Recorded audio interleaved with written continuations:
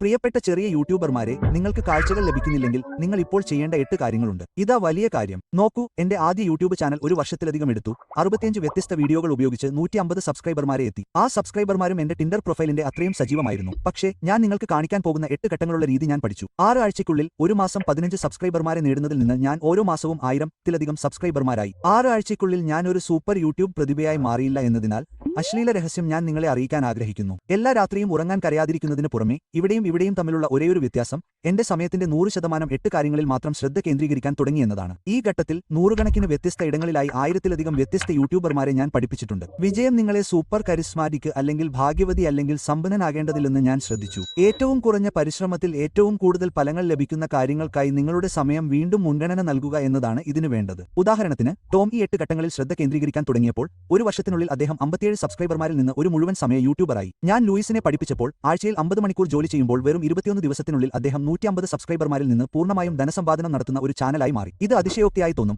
പക്ഷേ യഥാർത്ഥത്തിൽ ഈ 8 കാര്യങ്ങളും ചെയ്യുന്നതും ദശലക്ഷക്കണക്കിന് വ്യൂകൾ ലഭിക്കാത്തതുമായ ഒരു ചാനലിനെ ഞാൻ ഒരിക്കലും കണ്ടെത്തിയിട്ടില്ല. അതിനാൽ നിങ്ങളുടെ ചാനൽ തകർക്കാൻ നിങ്ങൾ ആഗ്രഹിക്കുന്നുവെങ്കിൽ ആദ്യപടി ഈ രീതിയോട് പ്രതിജ്ഞാബദ്ധത പുലർത്തുക എന്നതാണ്. ഓരോ ഘട്ടവും മനസ്സിലാക്കാൻ നിങ്ങൾക്ക് ആവശ്യമുള്ളത്ര തവണ ഈ വീഡിയോ കാണുക, തുടർന്ന് നിഷ്കരുണം നടപടിയെടുക്കുക, മറ്റെല്ലാം അവഗണിക്കുക. അതിനാൽ ഏറ്റവും പ്രധാനപ്പെട്ട 8ാമത്തെ ഘട്ടത്തിൽ നിന്ന് ആരംഭിച്ച് ഇപ്പോൾ ഞാൻ നിങ്ങൾക്കായി എല്ലാം വിശദീകരിക്കട്ടെ.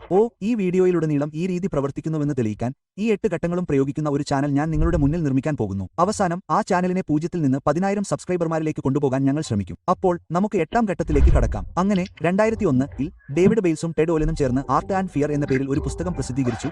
കലയുമായുള്ള എന്റെ ബന്ധത്തെ കൃത്യമായി വിവരിക്കുന്ന ഒരു തലക്കെട്ട്. എന്നാൽ ആ പുസ്തകത്തിൽ ഒരു പഠനം നടത്തിയ ഒരു കലാ അധ്യാപകനുണ്ടായിരുന്നു. അവൾക്ക് 50 വിദ്യാർത്ഥികളുണ്ടായിരുന്നു. അവൾ പറഞ്ഞു, ശരി സുഹൃത്തുക്കളെ, ഞാൻ നിങ്ങളെ വിഭജിക്കാൻ പോകുന്നു, നമുക്കൊരു പരീക്ഷണം നടത്താം. അപ്പോൾ നിങ്ങളിൽ 25 പേർ നിങ്ങൾ ഇവിടെയുണ്ട്. നിങ്ങളെ ഗ്രൂപ്പ് എ എന്ന് വിളിക്കാം. നിങ്ങളുടെ ലക്ഷ്യം മികച്ച കളിമൺ കലം ഉണ്ടാക്കുക എന്നതാണ്. ഇപ്പോൾ നിങ്ങളിൽ 25 പേർ നിങ്ങൾ ഇവിടെയുണ്ട്. Group B. ഇപ്പോൾ ഗ്രൂപ്പ് ബി, നിങ്ങളുടെ ലക്ഷ്യം 50 പൗണ്ട് കളിമണ്ണ് എടുത്ത് നിങ്ങൾക്ക് കഴിയുന്നത്ര കളിമൺ കലങ്ങൾ ഉണ്ടാക്കുക എന്നതാണ്. വളരെ ലളിതമാണ്. വിദ്യാർത്ഥികൾക്ക് ജോലി മനസ്സിലായി. പരീക്ഷണം നടത്താൻ അവർ സമ്മതിക്കുന്നു. അതിനാൽ അവർ ജോലിയിൽ പ്രവേശിച്ചു. ഒരു മാസം കഴിഞ്ഞു. ഇപ്പോൾ ഗ്രേഡിംഗ് സമയമായി. എന്നാൽ ടീച്ചർ എല്ലാ കളിമൺ കലങ്ങളും അവലോകനം ചെയ്യുമ്പോൾ നിങ്ങളുടെ മൂക്ക് രോമങ്ങൾ ചുരുട്ടാൻ ഇടയാക്കുന്ന വളരെ ആവേശകരമായ എന്തെങ്കിലും അവൾ കണ്ടെത്തുന്നു. നോക്കൂ, കലയിലും ബിസിനസ്സിലും യൂട്യൂബിലും പോലും ഗുണനിലവാരവും അളവും തമ്മിലുള്ള ഒരു ചർച്ചയുണ്ട്. എന്റെ അനുഭവത്തിൽ കുറച്ച് തവണ പോസ്റ്റ് ചെയ്യുന്ന എന്നാൽ വളരെ ഉയർന്ന നിലവാരമുള്ള ഒരു ചാനൽ സാധാരണയായി വീഡിയോകൾ വേഗത്തിൽ സ്പാം ചെയ്യുന്ന ഒരു ചാനലിനെ മറികടക്കും. എന്നാൽ നമ്മൾ ഇത് പ്രായോഗികമായി ഒരു പുതിയ കാഴ്ചപ്പാടിൽ നിന്ന് നോക്കുമ്പോൾ യൂട്യൂബർ ഒരു വിരോധാഭാസമുണ്ട്.